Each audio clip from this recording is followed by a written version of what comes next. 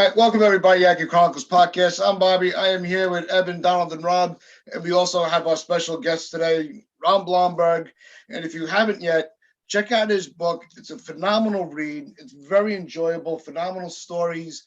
And Ron, how did you come about putting this book together?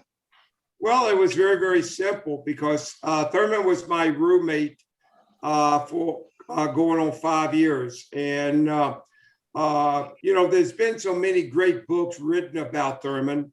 One of my dearest friends and wrote a great book about him was Marty Appel.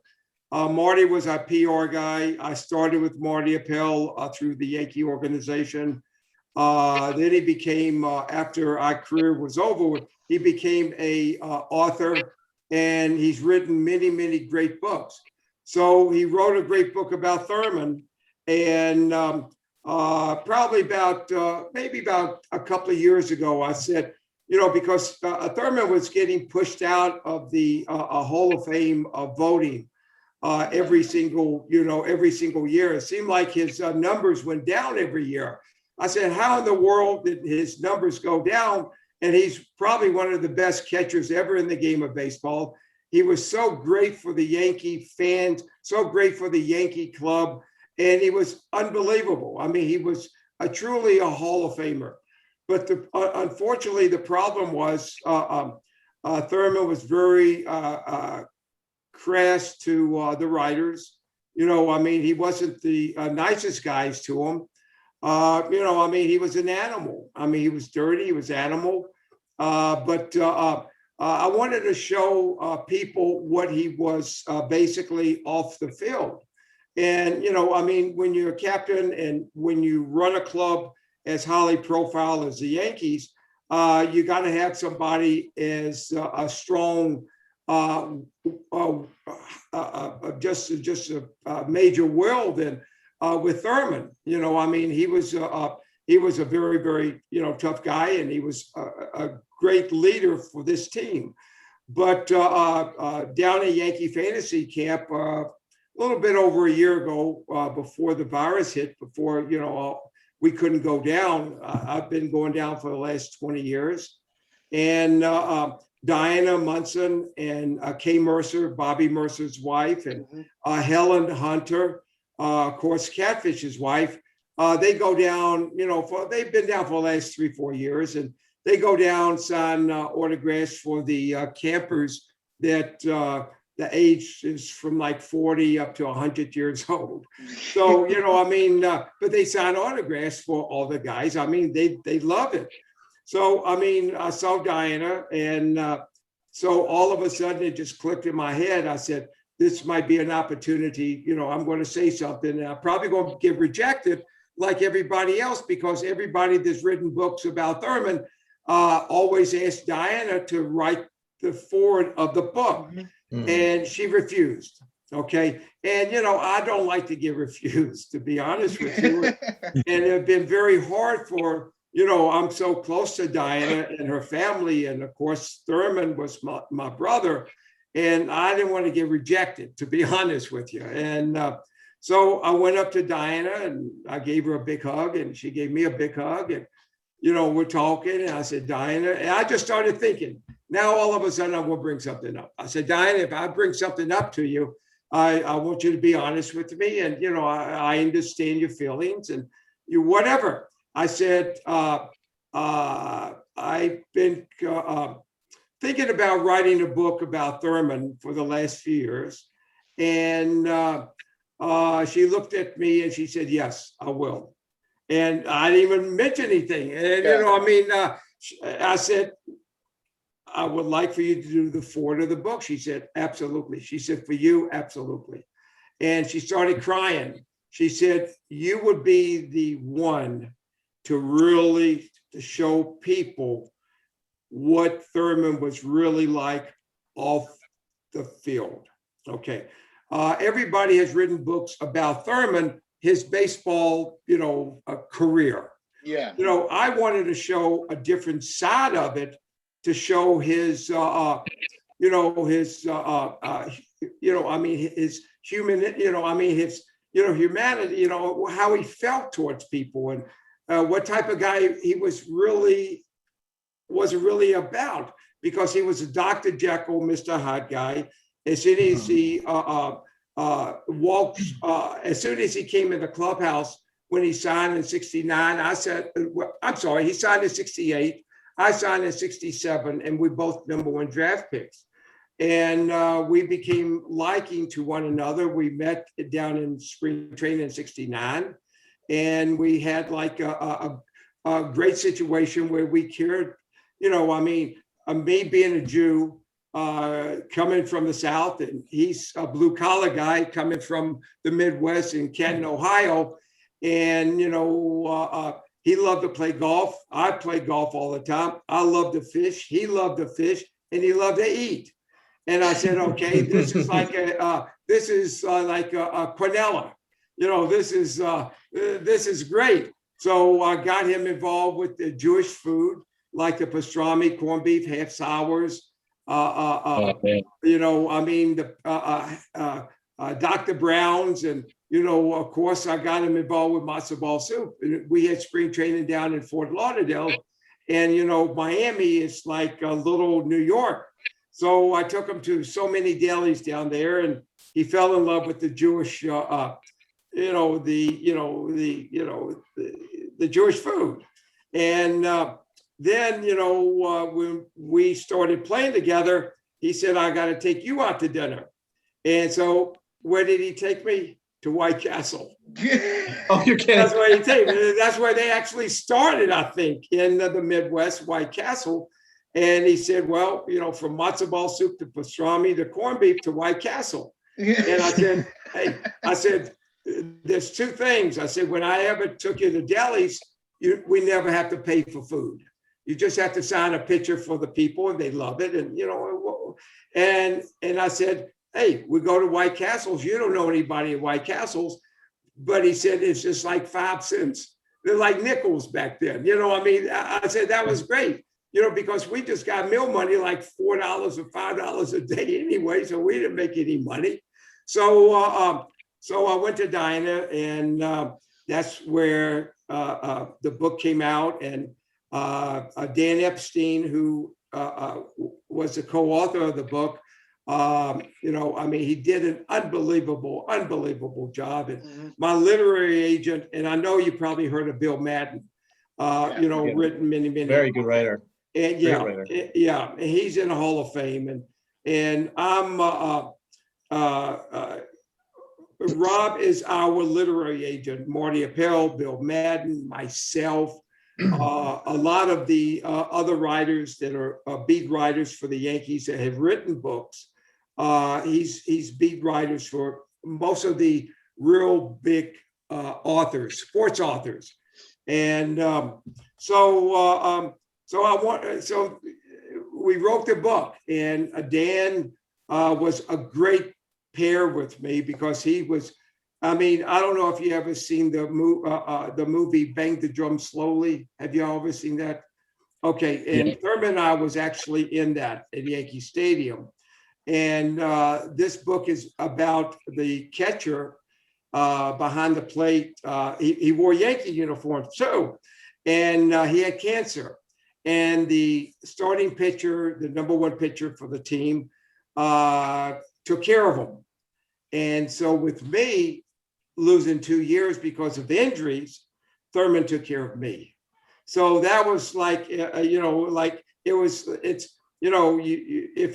know if all of y'all read the book, and I don't know if you did or not. And I #1, it's, the book's been out going on 3 weeks now, and it's been #1 3 times already. And right now, I checked it today, it's like 6 or 7.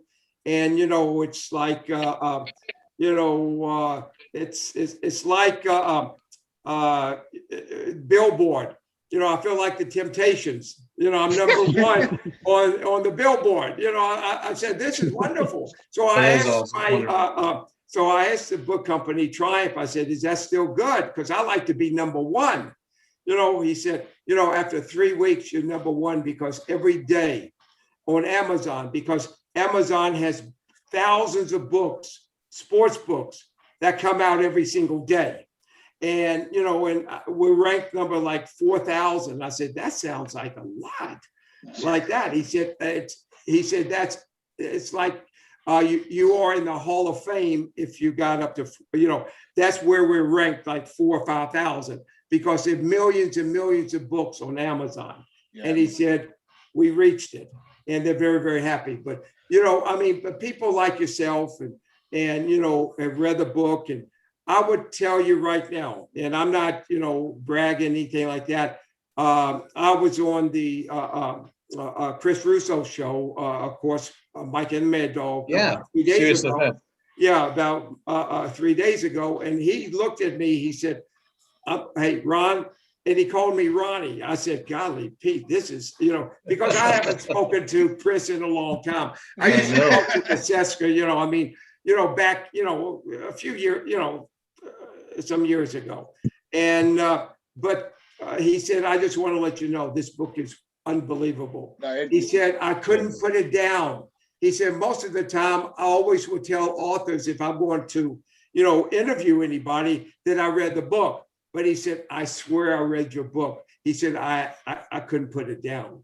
And so, you know, I mean, it's a great, let me tell you something. It's a great book because you don't get into stats. You don't get into the analytics and all this stuff because most people, to me, if I have to read stuff like that, I get very bored. And that's why I couldn't ever be a hitting instructor because I don't know analytics. I still got my, I don't know if you see this, I still got my flip phone.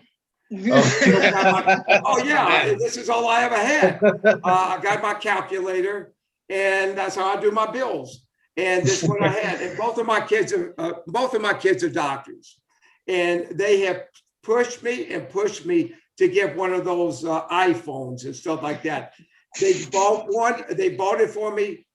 One day I had it and I had to push it because with these things right here, I click it, you know, these, you know, when I push it to make phone calls, I could see it, I could push, I could hear it. But with these other things like that, you push it and it lights up. And I messed up so many times. So what I did was, you know, I didn't think I could throw anymore because my shoulders are so bad. I threw that against the wall and I broke that in 100 pieces. And I said, this is like 10 years ago. I said, I would never have one. No, this got me, you know, I got probably about 2,000 messages on this. I never picked up because I don't know how to pick it up. And I always tell people, you know, if it's that important, they'll call me back. That's what my life is. I live a very simple life. I agree. I do, and I love it. That's awesome. I hope I'm not boring now. I hope I'm not at all. No, we're fascinated. That's why we're not asking questions right now. But no, you were talking about your book sales, and I actually do have a funny story about when I was purchasing your book. I went to the Barnes and Nobles, and in the sports section, your book was not there. Yeah. So I went to the cashier. I saw that he was the only one behind that looked like he was working. Yeah. And I'm looking for the Captain and Me. Yeah. Ron Blomberg. I said, I don't see it. You know, do you have any copies left? So he looks on the computer. He's like, we have 2 copies. So I'm like, well, it's not where it's supposed to be. So he goes, he looks, he's like, nah, you know, I see in our system we have 2 copies in our store left. He shut his register down. And he and I ran all over the store and he wasn't letting me, you know, I'm like, look, I said, I need this book. I said, I'm interviewing the author. You know, I have to read this book. Yeah. And he was determined to find this book, and we finally found it. Where was it? It ended up, it was in the new book sales, but it was in the wrong section. Yeah. So it was with the fiction books. And there was just great. 2 copies there. So it made for, I thought that was an extremely nice gesture from the guy that I'm surprised that Triumph, so you never called up the book publishing company, Triumph. No, we never got the You should have, you should have emailed me. I would have sent it to you. No, that's quite. I wouldn't, because I wouldn't know how to do that. But they would actually do that to people. When you do get interviewed, they will send copies to y'all. I just want to let you know, if you interview somebody else and they have a book out, find out the book company. Go to the guy that handles all that stuff, and they'll send you a copy of it. I'll tell you, I'm halfway through, and it was worth every penny I spent. The stories in here it's almost like the stories are timeless. Well, it's fun. It's, I mean, people, they're true. And, people didn't realize all this stuff. And like Chris Russo and Eddie Randall for Talking Baseball, and Rico Petrocelli, and I've been doing all this stuff. And they said, gosh, I didn't know all about Thurman. Hey, you do have sacred things, most of the time, other than, Canseco and people like that. They go in the locker room and they talk about, guys so they could sell books, and Dystra, they could go in and talk bad about players. And, I'm not one of these type of guys. I just wanted to show actually what type of person was, because, hey, I got a very probably slim chance to get him in the Hall of Fame. I understand that. But I told Diana, I'm going to do everything I possibly can to help him. And,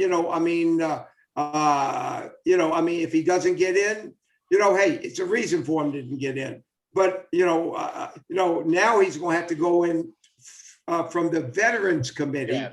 And the good part about the Veterans Committee, and also, a lot of these people don't know who he is.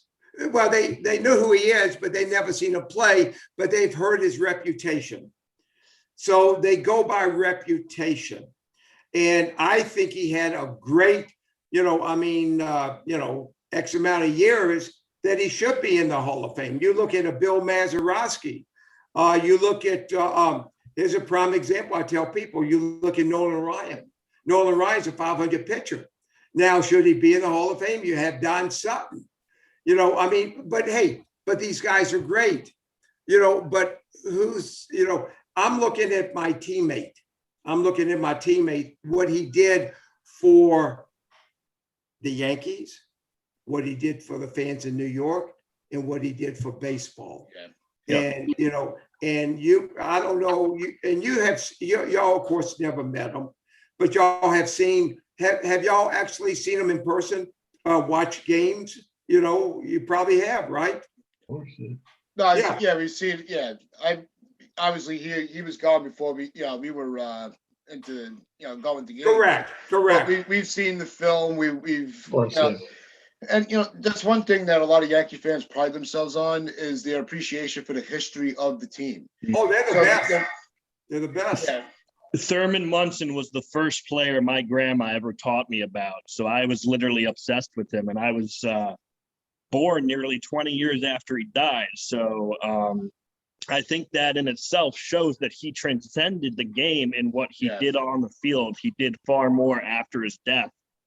For people like me who really look up to, how he lived his life for the game. And the fact that he's not a Hall of Famer, I think, is a disservice to the game. He needs to be in there, because the Hall of Fame is basically a history museum. And what he did is history. We're now in 2021. And a lot of people, especially diehards like me, know exactly who Thurman was and what he represented. But the problem nowadays, I hate to tell you, it's politics. Yeah. And, like a lot of different things, or politics. And unfortunately, he left the game a little bit too soon, but that didn't make a bit of difference. But what he did on the field, but the writers did not like him, because he would tell the writers the way it was. And the writers did not like that. You have to, like Reggie would always baby up to, the writers, and, there's always a great, Reggie always had a great story, but Thurman did not have a great story. But what he did on the field told the writers what he did. I mean, if he stunk, he would tell you, I stunk, like that. But don't dig into him and dig into him and dig into him. It's only so many times you can say I stunk. It was my fault. I didn't do it right. Like that. And the writers did not like that. But Reggie would do a whole, book about why he didn't do good, because the lighting was too bad. The blade of grass was too tall. I stumped my cleats in the dirt, like that. And this lady was yelling at me. I looked up. All of a sudden, the ball was coming out to me. I thought Mickey Rivers was going to catch it. It's just so many different things, but hey, I'm not talking anything bad about Reggie, because Reggie was a great ball player. I mean, he was Mr. October. I mean, he really did it. But he's fun to get on a little bit. And, hey, I'm never going to cut any of my players down, because they don't deserve to be cut down. I mean, it's not like you get along real well with everybody, but you got X amount of players on your team, and you got chemistry with X amount of people, and you don't have a chemistry with the other people, but they were part of your family, and they're part of your team. So you did get along well with everybody. I did. I'd love to talk about your career for a second. So what are your memories of being drafted back in '67? Because you were saying that you were a three-sport player coming out of high school, and that you could have played for either Bear Bryant or you could play for UCLA. But your heart was always set on the Yankees. So how did it feel to be drafted by the Yankees? Well, I signed in '67. I signed a letter of intent to play out at UCLA with John Wooten. Okay.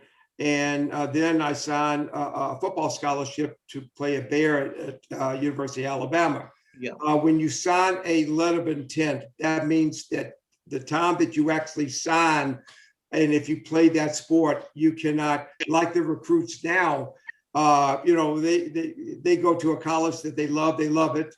And, they'll say, I commit, but they didn't sign a piece of paper. And then they go to another school the next week. They love that school. I'll commit to you. So, now all of a sudden he's committed to like X amount of schools. Okay. So with those sports, I love those schools.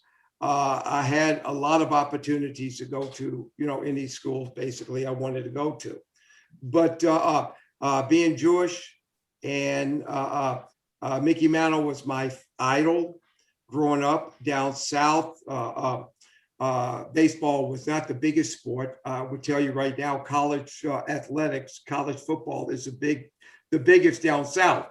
I mean, they live and die. It's just like, you watch the Giants and the Jets, they're watching University of Georgia or, Alabama, Tennessee, Mississippi State, South Carolina, they're watching those teams, and so the NFL, even to this day, is secondary. Even the Falcons. You and Thurman shared a love for college football, didn't you? We loved it. We loved it because, back then, what we used to do, I didn't know how to bet on the games.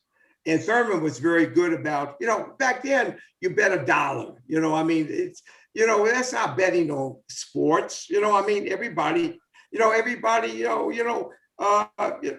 bet, Ohio State was not going to beat Wisconsin or beat Michigan. And, you have like I never bet. I don't know how to do all that stuff. Me neither. I don't know how to bet. Hey, I went on a cruise one time and put a quarter in. And back then, I had no idea that I won because it was like, it was like a computer, and it doesn't tell you if you won or not, but people know if you. And I found out later, I walked away and I won like $150. And I had no idea, it didn't make a sound. It didn't make a noise. So I thought I lost.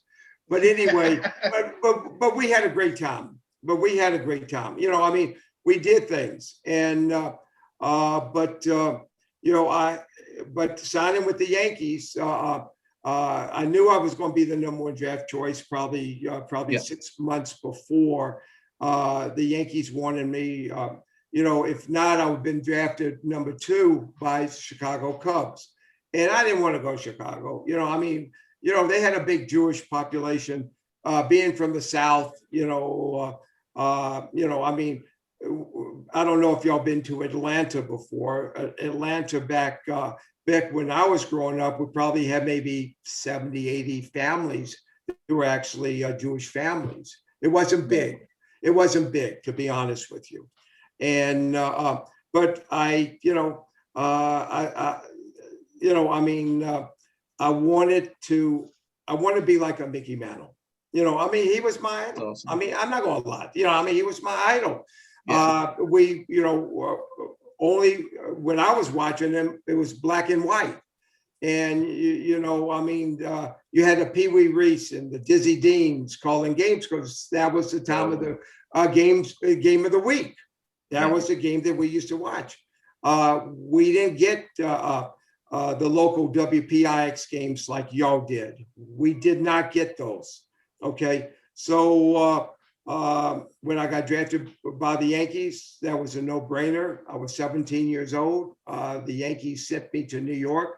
My parents had no money, and so I never been on an airplane before. So they took us on an airplane. I don't know if you ever heard of Piedmont Airlines. Piedmont Airlines was. Have you heard of Piedmont? No. Oh, okay. Yeah, this is way before you. Okay, it's like I'm prehistoric. You're not prehistoric yet, but one day you'll be prehistoric. I feel prehistoric. Yeah, you'll be. I know, but you'll be talking to people and you say, "Remember this?" Oh, I have no idea. Like that. But anyway, it was Piedmont Airlines. It's going to. You ever heard of like U.S. Air? Yeah. Yes. Yeah. It was like U.S. Air. It was like U.S. Air, and like those. Y'all, I don't know if y'all live in Long Island, the city, or whatever, but if you go to LaGuardia, if you go to Kennedy, you have those like almost those prop jets that will take you like 25, 30 people. And that's what we took up to New York. And I signed and had my first interview with Scooter and Bill White and Frank Messer, who all these guys became my real good friend.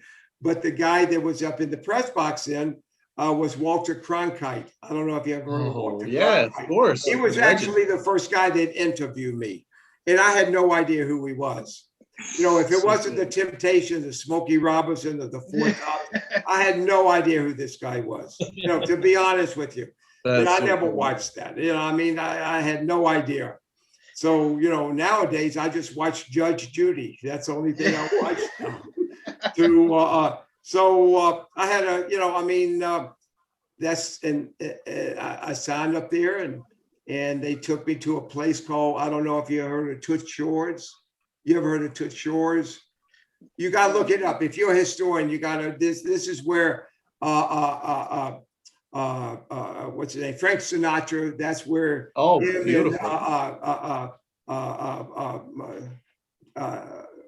Davis Jr. Sammy Davis Jr. Sammy Davis Jr. Yeah, Sammy Davis Jr. And that's where all the stars were.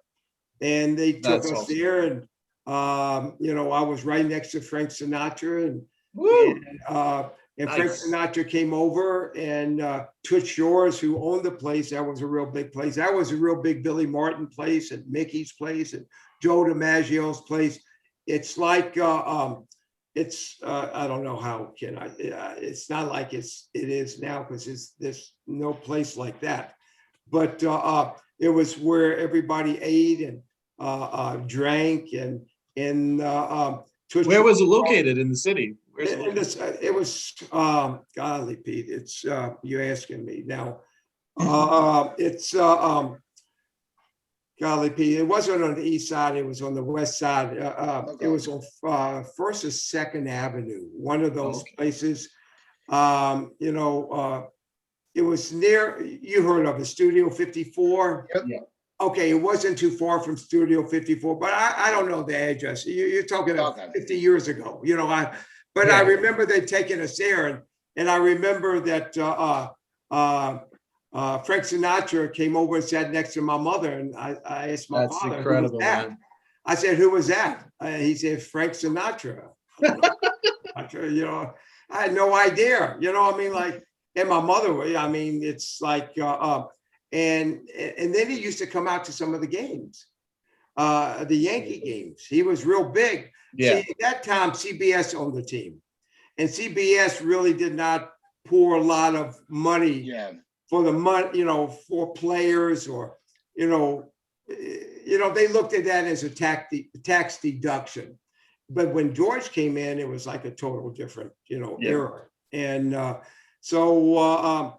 and I went down to the minor leagues for a couple of years, and Well, yeah, I was going to ask you about that. So Frank Verdi, AAA manager at the time in 1970, Yeah. you kind of mentioned in the book that he kind of viewed you more as a platoon player at that time, and even though you could hit lefties and righties just as Yeah. well, and you were kind of upset that the die was cast a little bit. And did it kind of affect how the Yankees used you in future?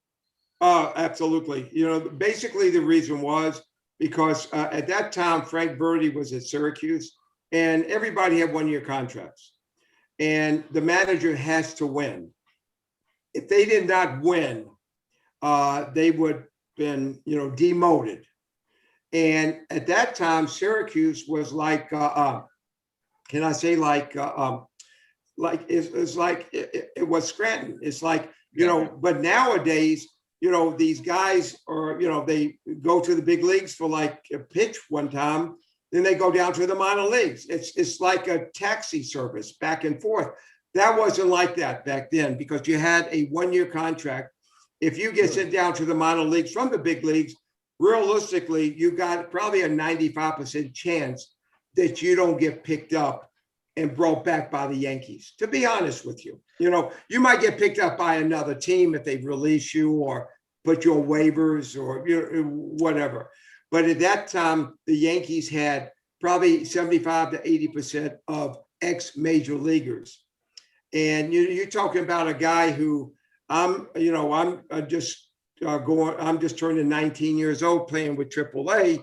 And I'm playing with guys who's 26, 27, 28 years old, who's been up to the show, and they had to, and we had a good team. And, you know, we had a real good team because we won the Little World Series, and that was the biggest thing up in Syracuse, is like the World Series, but in AAA, in minor league baseball. And unfortunately, they platooned me because I got platooned by ex-major leaguers, and he had to win. Right. And so, you know, I mean, I needed development was not a priority for Frank Verdi.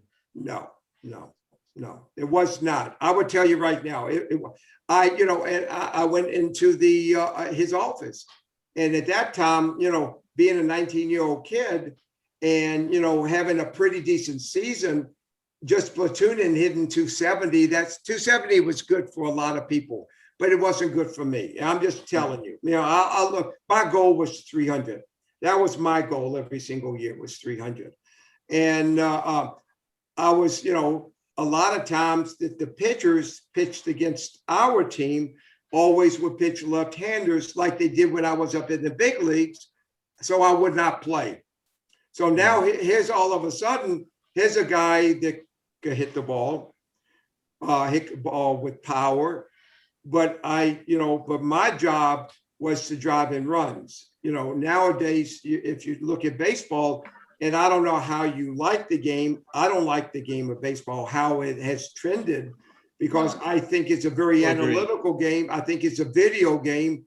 Yeah. And I think it's like to be honest with you, like a Bush League game, like a guy on second base with extra innings. And, you know, that's like a church league or 2 7-inning games. You know, I mean, that's crazy, not baseball. That's not baseball. That's not baseball. Yeah, I was going to ask you. I was going to ask you. We're going to ask you stuff. Yeah, we'll talk. Yeah, but, okay. But what were we talking about?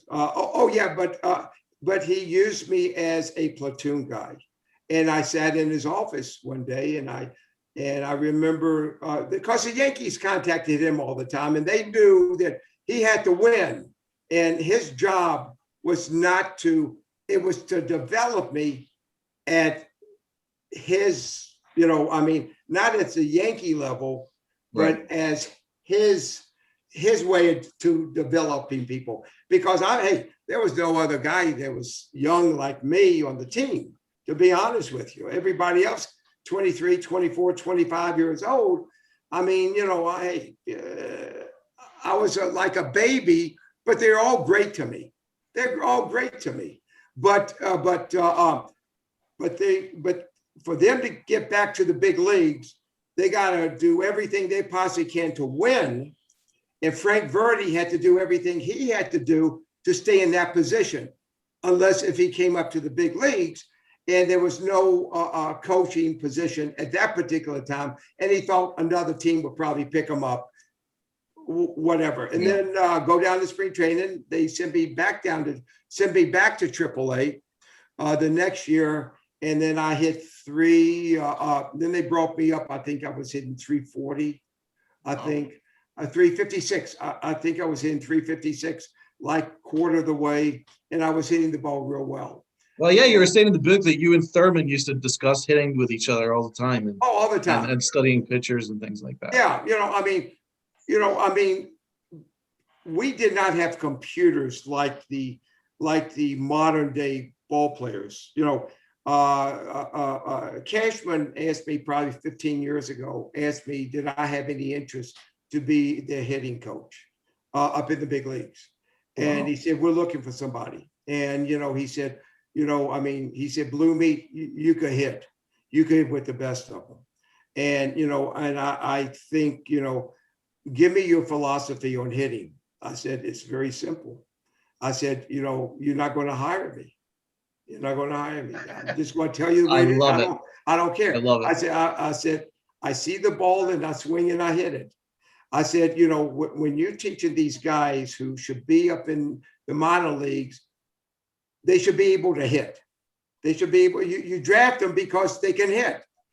You might have to tweak somebody. You might have to adjust somebody. You might have to shorten somebody's swing a little bit.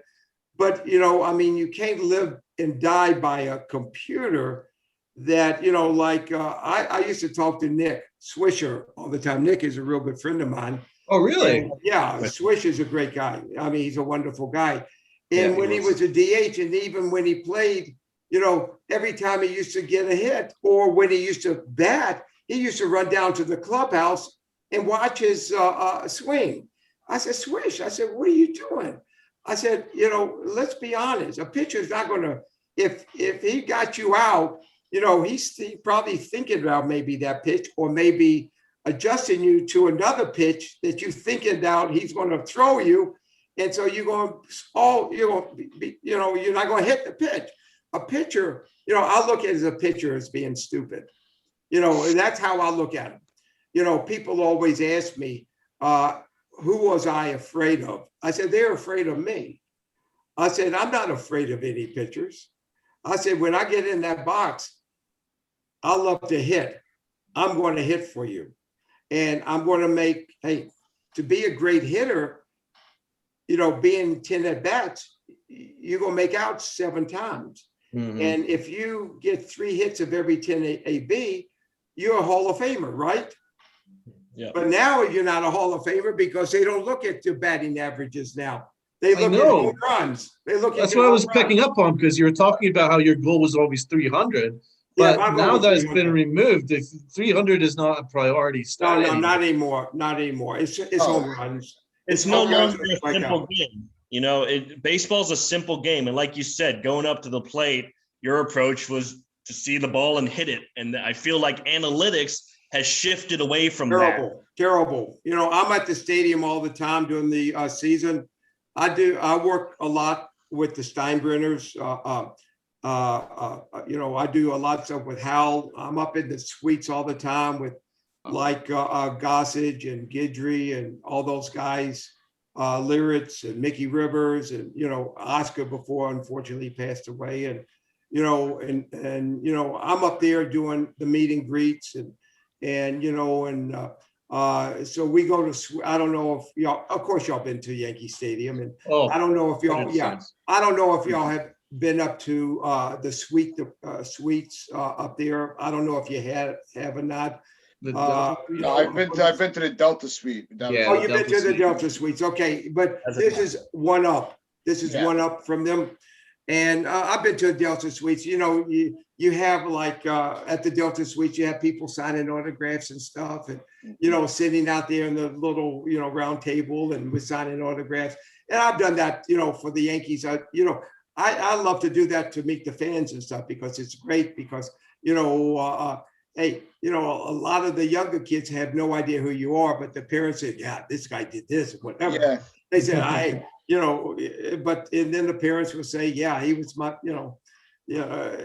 so, you meet a lot of good people like that. So, so we're at the stadium, and Cashman came up to me and asked me, would I, consider being a hitting coach? And I just told him that my philosophy was that, and you don't want to hear that. You don't want to get away from analytics. I think it's the worst thing about baseball. When you tell these people so many things, you confuse these people. And when a ball is coming 98 to 100 miles an hour, you don't have that much of a opportunity to think an awful lot. You got to what they call react, and you got to adjust and react. These people are just like robots. It's like a computer game up there now. You just put up there and you throw 100.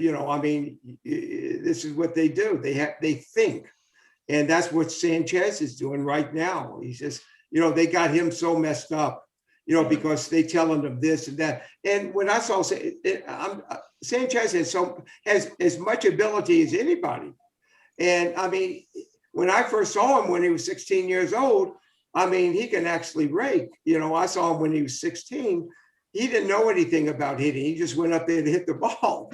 And, in the minor leagues, he hit the ball to right center, left center, and he hit the ball as far as Judge and Stanton. He hit the ball as far as those guys. But the problem is when you stick them into a third or fourth hole or fifth hole, you see Stanton, you see Judges when they're healthy enough, they hit home runs. And now all of a sudden, his swing is totally different. And he swings, and he, at one time, like I told you before, he used to work all fields, but now he pulls everything. He's going to hit home runs because he's that strong, but he became a terrible hitter. To be honest, can I piggyback on that? Don Mattingly actually has a quote I just picked up on Twitter the other day. I wondered if you read it. He goes here, what worries me is that we're evaluating on some of the wrong things. You can't evaluate a player simply by exit velocity or launch angle and things like that. Hitting is about situations and adjustments to how you're being pitched. So I was wondering if you'd agree with that. Yeah, oh, absolutely. I don't know what this launch angle is. When I hit a home run, it would go over the fence. What am I going to look? What? And then I'm going back to the dugout, launch angle, how fast it went. Hey, when I hit the ball, don't I think it went fast? How much faster did I hit the ball? I'm not going to lie to you. Hey, let me tell you something. I'm not trying to brag anything. I had as much power as anybody. I don't know if you knew I hit the facade when I played. It was myself and Mickey Mantle. Mickey hit the facade, and I hit the facade in batting practice, and nobody's ever. I came out to be the closest to ever hit one out of the stadium at the old Yankee Stadium when they had the old facade down there. I love the facade. And I was more towards the left. He was more towards the right, and my ball would go. But I hit mine in BP. But most of my home runs were up in the upper deck. 3/4 up in the upper deck up there, and but Judge hits the ball far. His swing is totally different what it was in 2017 too, because they screwed up his mind a little bit too. If you look at his swing, his home runs. If you look at it, and he's just he's just looked like. To me, I know Aaron. He's a heck of a nice guy, and he's big as Frank Howard. I don't know if you remember Frank Howard. Yep. He was as big as Frank Howard, and Frank Howard was huge. I mean, he was actually huge. And Aaron Judge is the same way.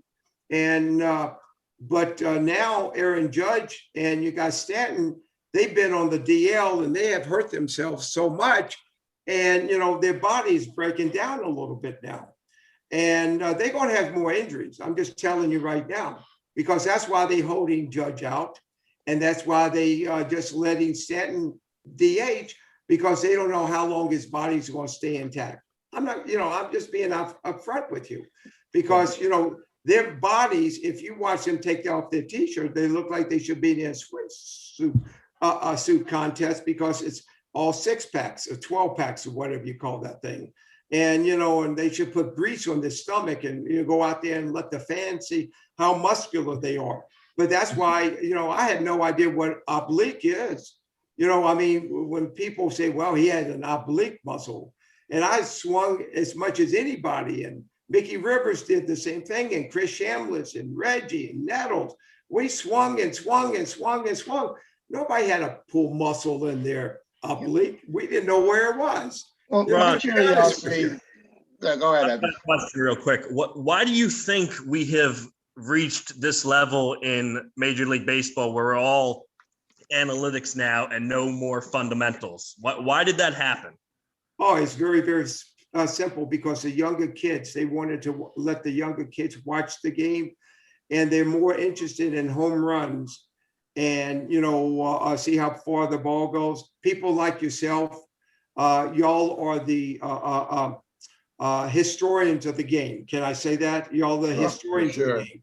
And you like the hidden runs. You like the guy, sliding in second base and breaking up a double play. And when you do that, when you break up a double play, golly, Pete, you got a major high. It's like hitting a grand slam. You go back to the dugout, everybody give me a high five. The manager will go up to you and say, great job. And you get that shortstop 15 feet up in the air. That's what you want to do. And then, we didn't get hurt. Unfortunately, I pulled muscles, because not by lifting weights. I was just too big and strong, to be honest with you. And I didn't have the flexibility. But now you can't even come close to the catcher. If you come close to a catcher, you're out. He has to be like a first baseman, the catcher. He can't, block the, if a catcher has, if he has a ball and I'm 5 feet in front of him, I'm going to try to knock the ball out. I want that run. The game of baseball, when Abner Doubleday started the game, he wanted to make the game fun, exciting, and whoever scored more runs would win the ball game. But unfortunately, now it became a home run at the home run at the home run. Now these guys, they go and they flipping the bats 25 feet up in the air, and they making the pitchers look bad. And the pitchers can't come in close. If they come in close, the batter's going to say, he came in close to me. How in the world are they going to get injured, because they got all this equipment on them? I don't even know how they swing. We didn't have any of that stuff. I watch them get dressed before the game. I'm looking, they look like the Shining Knight's armor, putting all this stuff on. I said, it's going to take you 45 minutes to take that crap off of you. Hey, after a game, we just took off our shirt, t-shirt, ready to go. a jump and taking a shower. These guys, they take, they unbanding this, they do this. They got knee pads on. They got sliding pads on. Golly, Pete, it's looked like when I was playing football. They got all this stuff on them. Even if they get hit, they're not going to get hurt. Hey, so I think the game of baseball is terrible now. I'm going to not lie to you. I don't even watch it anymore. And it offends my sensibilities as well, Ron. We don't laugh we were brought up we laugh at it. Yeah, we're up in the stadium, and like Nettles, myself, and you get Reggie up there sometimes when he wants to be up there. You get Mickey up there. You get Rick Cerrone. You get Jeff Nelson. You get Tino up there. You get Rivera up there, and we sitting down, and they know it, and they said the game of baseball is ugly to watch. It's ugly because it's a home run or nothing. And if you watch both teams, they strike out like 25 times. And that's a lot of strikeouts. And most of the guys, they strike out 3 times, 4. Hey, I had more walks than I had strikeouts. My game was to put the ball into play. If I put the ball into play, I have an opportunity to get on base. Yep. Mickey Rivers, you look at Brett Gardner. They talking about he hit 27 home runs. This guy is the fastest guy on the team. He should be stealing bases. They don't do it anymore. No, Why is stolen bases outlawed by analytics? Like, why would that be? Because it helps. They don't want. Let me tell you, they don't want these guys to get injured. I'm not going. Right. They don't want that. Now I heard. I haven't seen it, but this year they got sliding gloves. Yeah, the oven mitts, they look like. Yeah, They do, oven yeah. mitts. They might as well just go up in the stadium at the stadium club and make a pizza. Go down to the field wearing oven gloves. What are they looking to? Now what they're going to do is, put the ball on the tee. And then you can hit the ball and you're going to run around the bases. That's what it's going to be. They don't want these guys to get injured. That's why these pitchers are pitching 4 or 5 innings.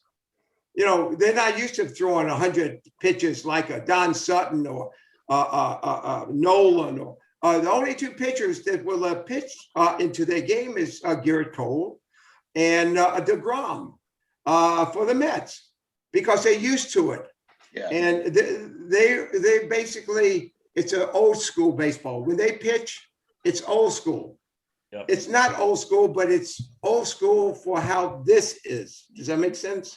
No, absolutely. And Absolutely. that's how it is. But I don't know if y'all like to watch it. It's terrible. Well, if you look at half our It lineup, doesn't- Ron, Yeah, half it our doesn't lineup have the run same is batting under excitement that it did a decade ago. half our lineup run is batting under 190. It's unbelievable. There's Who is major. Half our lineup is batting under 190. Oh, Gary absolutely. Sanchez batting 170, Clint Frazier batting 150, 140. And Darren Hicks is batting 190. These are regulars that are How regularly in the batting. world can they give Gary Sanchez a $2 million raise for hitting $140? You Unbelievable. tell me that. Yeah. And let me tell you, 73, I hit 329. They gave me a $500 raise. The next year, I hit 311. They took my $500 back.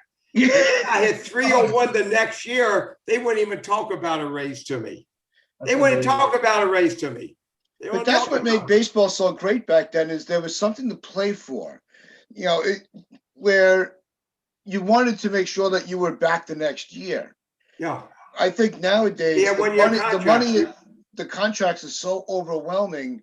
It doesn't matter how they're performing. They're millionaires, whether they bat 500 or bat under the Mendoza line. Yeah, why don't you They don't have think, that motivation to perform anymore. I look at Aaron Hicks. They gave him what, 70, 80 million dollars, Yeah, 7 1 year. years, 70 million. $70 million. And he came back to the stadium like a week ago and said, I'm so upset because this person got killed. And I'm so upset I can't play in a game. Now, it's terrible when somebody gets hurt, they get killed. But if it's your family or part of your family, if I went up to Billy Martin and said, Billy, I'm sad today. I don't want to play. What do you think he would do to me? He would laugh at your pension. What do you, if I said that to George Steinbrenner? Yeah. George, I can't play today. I'm sad. I'm sad. I hate to tell you, I wouldn't even be buried in Yankee Stadium. I'd be outside the stadium he would have buried my ashes underneath the Parking ramp lot. out there. I mean, what these guys, well, I feel bad today. I just, I got, my finger, I got something wrong with my finger. I got a hangnail, and I don't have a good grip on the finger. I don't think I could go skip like that. What do you think that the players on our team, where we're the Bronx Zoo, and you had the Mickey Rivers and a Thurmans and the Oscar Gambles and the Catfish and the Kenny Holzman, what do you think they do to these guys that they It would couldn't have been play? so embarrassing because I feel like the 1970s is the epitome of toughness in baseball. And now you're in the soft era where, like you said, people are taking breaks from their job because they're sad. Yeah. I don't know how you felt about it, but I was upset about it. He was upset about it. I mean, I'm paying X amount of dollars to watch a game. I go to the stadium, even though it's, 10,000 people there. I'm paying still $200 a game. I still want to watch a good game. So they are not putting their best players on the field because it's sad, like that. Hey, let me go up to the press, let me go up to the suites and tell them, I don't have tickets here, but I'm very, very sad sitting down on the bleachers. I mean, I can't see, I'm sweating. I want the food up at the suites. I don't think it's right for me not to come up here and eat like the other people. I want to eat like that. I mean, I don't know if that's a good scenario, but It always comes back to food with you. You love food. I love food. Yeah, I love food. Yeah, that's the best. I mean, I got brought up on food. When you didn't have food down south, when you had to grow, we have your black eyed peas and your turnip greens and your cornbread and stuff like that. I mean, it's and your parents had no money to I mean, and you live in a house where it's like 700 square feet, and you had like 70 people living in your house. I mean, it's a small house. But I don't know how you feel about the game. I don't watch the game. I can't watch the game.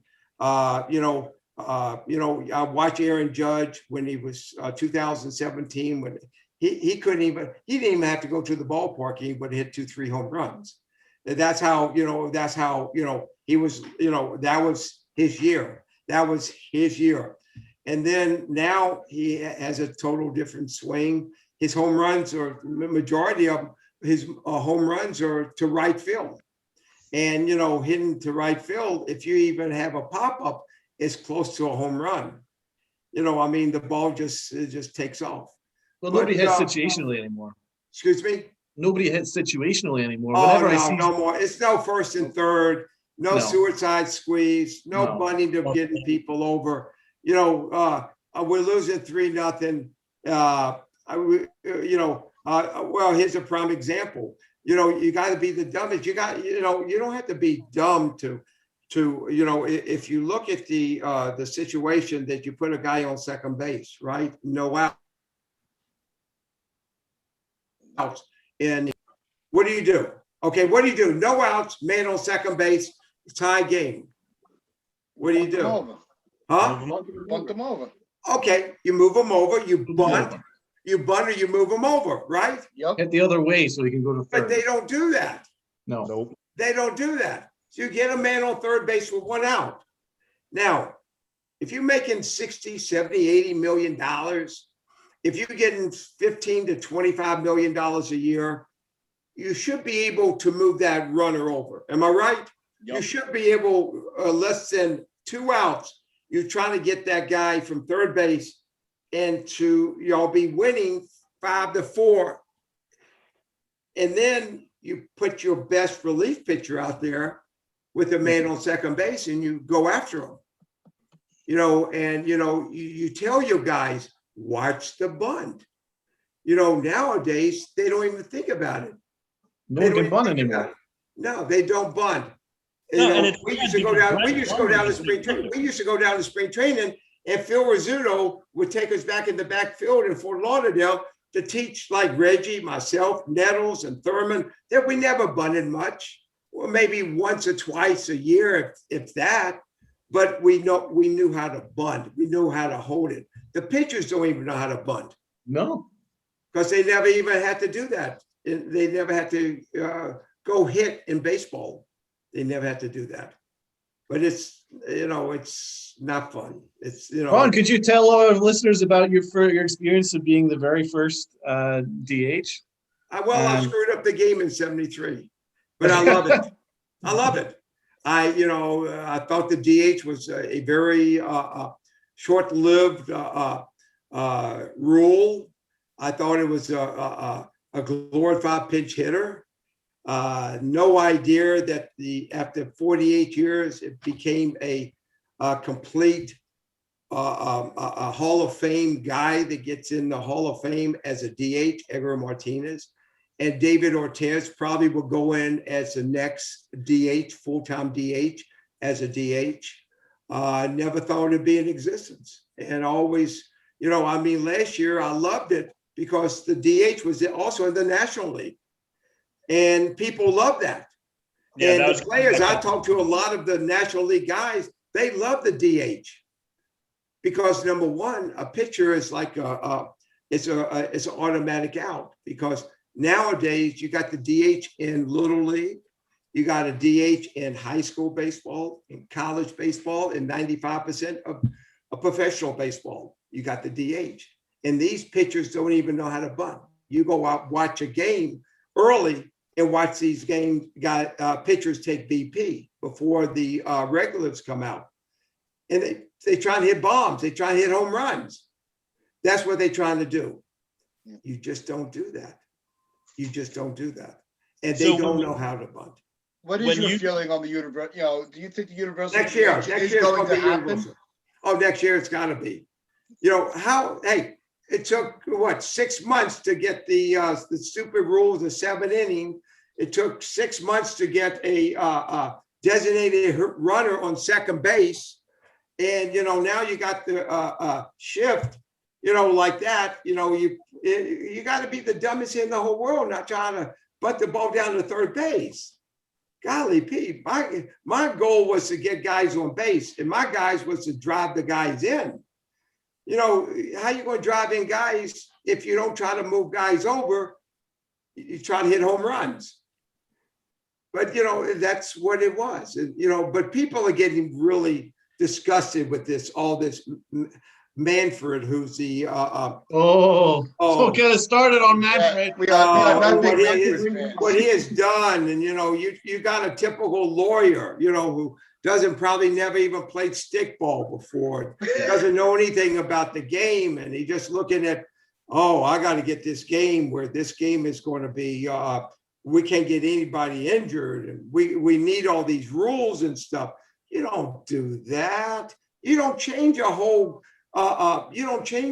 game that has been the most successful game, that started when baseball came about. I mean, you don't do that.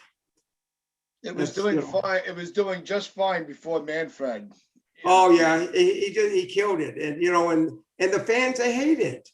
They hate this. They're gimmicks.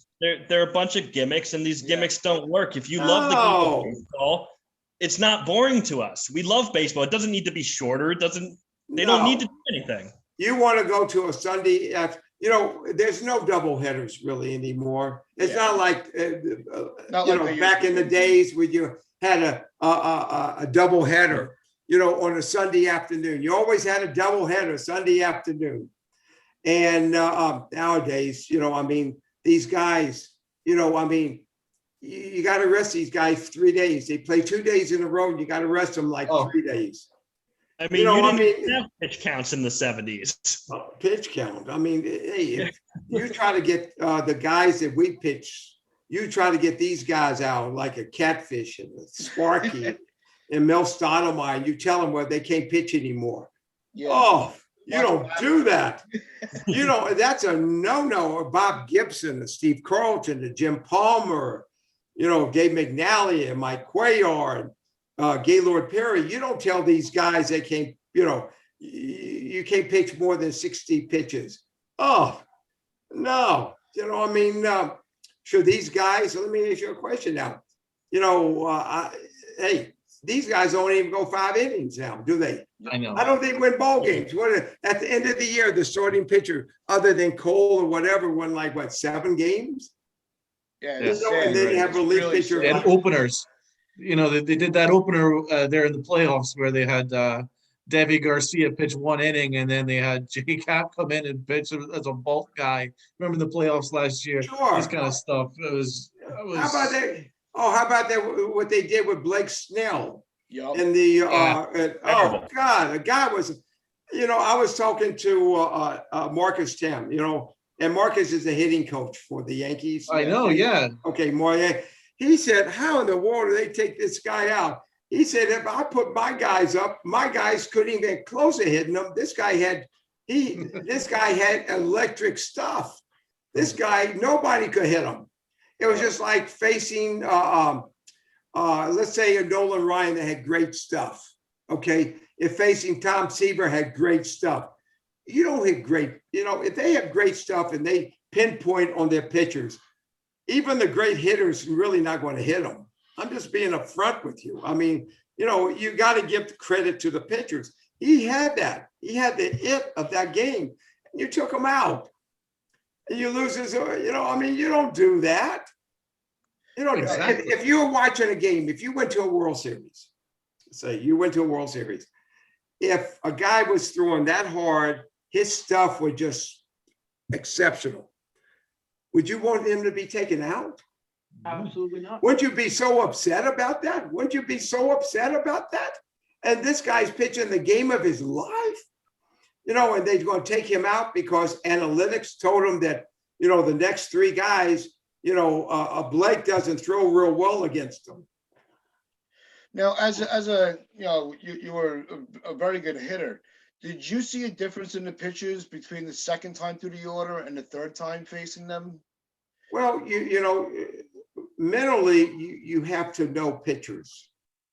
They're going to throw you differently every single at AB. They're going to throw you different pitches at how can I say? They're going to throw you different pitches at certain different situations in the game. Facing a Jim Palmer or Nolan or Cuellar or one of those guys, Gibson or whoever, Catfish, they're going to pitch me differently from the 2nd inning to the 5th inning to the 6th inning. Depends on the score. If the score is 5-4, they're going to pitch me differently than if a game was like 1-1. He's going to pitch me differently if we're winning 6-1. If we're losing 7-1, he's going to pitch me. I got to understand that. Yeah, that's what it was. I have to understand that. You have to. I would tell you, you have to adjust. You got to adjust. Yeah, and I think that's the problem. That's the reason why They the don't home adjust. run thing doesn't work, because they're going up there every at bat going, I need to hit a home run here. Well, you might only get 1 pitch each at bat that you can hit a home run on. So they need to Correct. adjust to that. Yeah, but see, the problem is this strike zone is so much different than our strike zone, because when the Hall of Famers and the real good pitchers got their pitch, the umpires will give it to them on the outside part of the plate. They'll give them to them real close on the inside part of the plate. Nowadays, if you don't pitch from here down to your belt buckle, and they show this to you on the screen. I don't know if you saw that on the screen, that here's the strike zone. And if you get away from it on the left and to the right, it's a ball. But you from here to here, it says, give me a tee, put a ball on the tee and hit the ball. And that's what it was. And hey, Aaron Judge, all these home runs are from here to here. They don't hit the ball over here. They don't hit the ball over here, but they swing at pitches way over here. Sanchez swing his pitches like 4 feet away. How in the world can you do that? How actually can you do that? They giving you, they said, hit me. That's what they're doing. Hit me. And being a good hitter, you're not going to hit a great curveball. You're not going to hit the best curveball I've ever seen was Bert Blyleven. When he's throwing his 12-6, it's impossible to hit it. He's throwing you a 95 mile an hour. It drops that far. You're not going to hit it. Let's just be up front. You're not going to hit it. You can hit his breaking pitch if he hangs it. But, hey, and that's what they telling you with their fastball. Good hitters are going to hit their fastball. And if their fastball's from here to here, that's their zone. And that's why you see a lot of home runs now, because the pitchers, even the good ones, even Cole, they might give him a outside pitch, or DeGrom an inside pitch a little bit. But if you had like a Tommy Glavine, or if you had a Mel Stottlemyre, or no, not Mel, I'm sorry, if Fritz Peterson, if you had a Mike Cuellar, if you had a Dave McNally, who's not going to throw the 96, 97 mile an hour fastball, who's going to throw the 91, 92, but get you out. The scouts don't even look at getting you out anymore. It's how hard you throw. And that's, that excites them. Yeah, it is a problem. It is. I'm just telling you, it is a problem. And, is it going to change? Eventually it will change, but I cannot tell you when it's going to change. I cannot tell you when it's going to change. You're looking at a pitcher like, as recently as Sabathia, we've talked about him on our shows in the past, where you had that, he started as a power pitcher, and as he got older, he adjusted his game where he became more of a finesse pitcher. Absolutely. And he was just as effective as Correct. he evolved his game. You're not allowed to do that anymore. Sebastian, if he was back in the New Days, if they saw him out in California, where he's from, I think he's out from California. Yeah. Great guy, great man. CC's a wonderful person. Wonderful person. Guy. Okay. But if they would have seen him, I don't know if they would have. Well, yeah, they would, because he threw hard. Yeah, he threw hard back then. Yeah. When he was with Cleveland, he threw real hard. He threw real hard. Okay. But I'm giving you an example. Catfish. Here's a guy right here. If they would have seen Catfish, and this guy probably had the best control of any pitcher I've ever seen. And this guy, if you put a dime on this ear, on your right ear, he would hit it. And that's the type of pitcher that he was. And he always would make you look after the pitcher away, and then he busts you in. Then when he busts you in, you look at the pitcher away, and then he busts you in again. And, he confuses your mind. And that's what makes a great pitcher. It's not because he throws so hard, because a good hitter is going to catch up to that fastball. He's going to catch up to that pitch. These guys, these pitchers, Sparky Loud didn't throw hard. Sparky Loud had that slider, and here's a prime example. Ron Guidry. He could throw 100, but everybody hit that 100 miles hour fastball, and that's why he never got the pitch when he first came up. And then Sparky taught him how to throw his slider. Once he taught him to throw his slider, he became a super pitcher. And that's what made him. Not his fastball. His fastball, you waste his fastball. But, here, hit my slider. If you hit my slider, you beat me. Hey, that's how it is. That's how good pitchers are. You hit me on my best day, you beat me. But if you don't catch me on my good day, you're not going to beat me. I'm just telling you right now. And that's what it was. Yeah. Ron, could you tell us about Mel Stottlemyre? Because we all grew up with him as our pitching coach. Could you tell us about what he was like as a pitcher and as a person? He should be in the Hall of Fame. Yeah. Mel should have been in the Hall of Fame if he came up with a good team. Yeah. If you want to talk about a gentleman, I don't know if y'all have ever met him before, but he was actually a major gentleman. Right. And he was a wonderful guy. And he could pitch. He had a sinker with the best of them. And he had a legit sinker too. And, a lot of these pitchers, they scuff up the ball and but Yeah. his ball was, he didn't have to scuff it up. His ball was just automatically sunk. And if he would have pitched with some of the Baltimore teams when I was coming up with the team, Mhm. I mean, he was a Hall of Fame guy. He was a Hall of Fame guy. But to me, I thought he was a Hall of Famer just for the amount of time that he pitched and what he did for the pitching staff and worked with Joe Torre and Zim and all those guys. Yeah, and he was, and the pitchers loved him. And he was, and he'll tell you how to do it. I mean, understand something, a pitching coach can only do so much. They can't pitch for you. Hitting coach only does so much for you. The ball comes in 100 miles an hour. The hitting coach has not got a bat and he's going to hit for you. He could tell you a few little adjustments that you're doing. Maybe once you're in a slump a little bit, you open up your swing a little bit more. Your swing is a little bit longer than normally it is, but you still got to wait for a pitch that you can hit. If it's a pitch that, it's a pitch that always a hitter, there's a pitch that they can hit. And you try to stay away from that and you foul that pitch off as much as you possibly can. And you work the pitcher to a point where he has to throw the pitch that you can hit. And that's how you become a good hitter, is not just going up there just to swing and hopefully you get a base hit.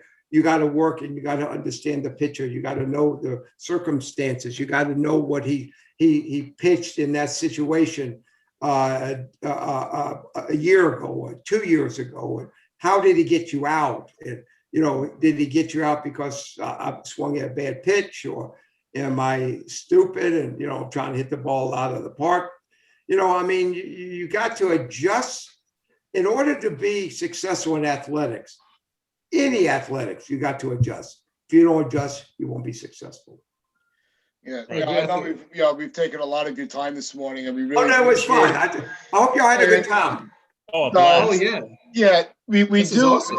On our normal show, we do a trivia segment, and today we would like to invite you to join our trivia segment.